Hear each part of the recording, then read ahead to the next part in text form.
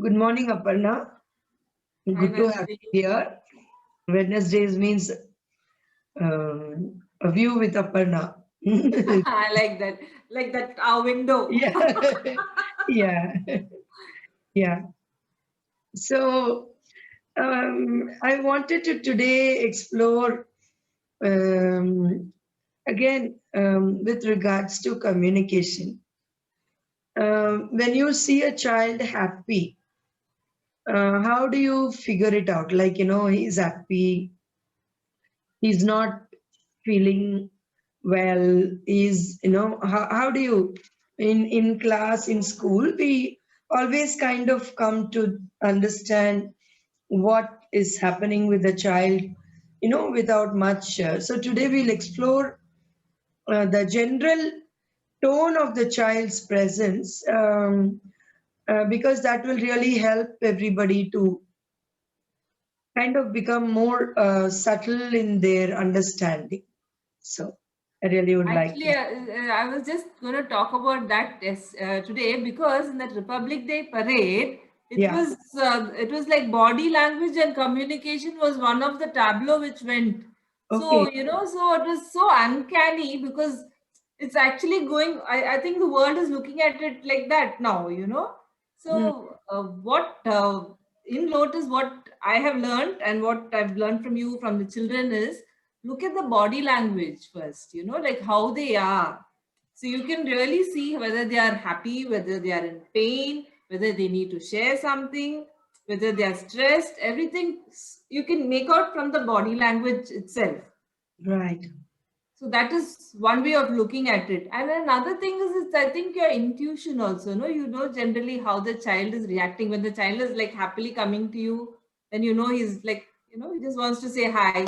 Or if he comes to and sits with you and then he just waits for some time for me to prod him, then I know there is something going on and then he wants to share. And that Yeah. probably takes, it doesn't take like 1 hour. It might take like over the weeks for me to figure out what the child is trying to tell us.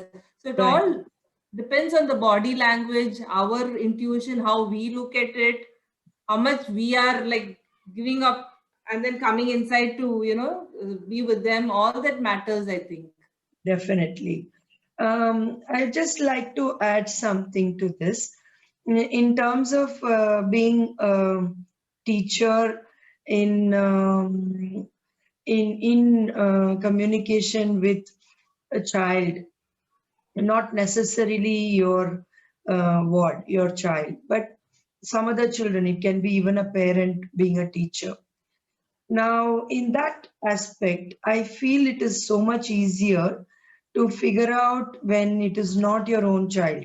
When it's your own child, there is a close association which kind of gives a little bit of an anxiety twinge or tinge or color to the, I mean, oh my God, if he's not feeling well, then what am I to do?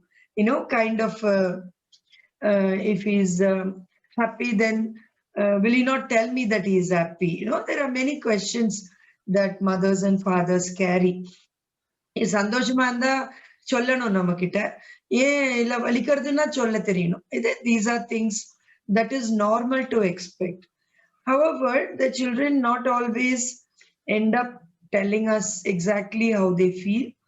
One, because they don't have the correct language to express, and secondly, if they are happy about something and we ask them, what are you smiling about or what are you happy about, and they do not want to reveal their secret happiness. I have seen that with many of the children. Oh, they will just look at me and laugh and go away. They will not even have anything to say about why they are feeling happy. But we as parents and teachers, we want to know the details of it. I'm asking us to explore the general nature of the mood in silence rather than the specificity of why they are having that mood. See, many times, even for us, we are in a certain mood and then we don't know why we are in a good mood, or it is not. There are many factors that could go towards that. So, any thoughts on that, Aparna? Yeah, what you're saying is right. No, when it's like momentary, whatever the mood we are in, it's just so momentary. Like when we are with, like when we see friends, we are very happy. Then when we are with some elders, we have a different kind of responsibility. So it really, I mean, it all depends on the situation, the time, the moods, everything. So same goes with our children also. So like you say, like it does. It is not very easy to pick on what they are trying to say because they are very deep, and like you say, it doesn't come out as a way of communication as easily as it comes for us. So it does take time.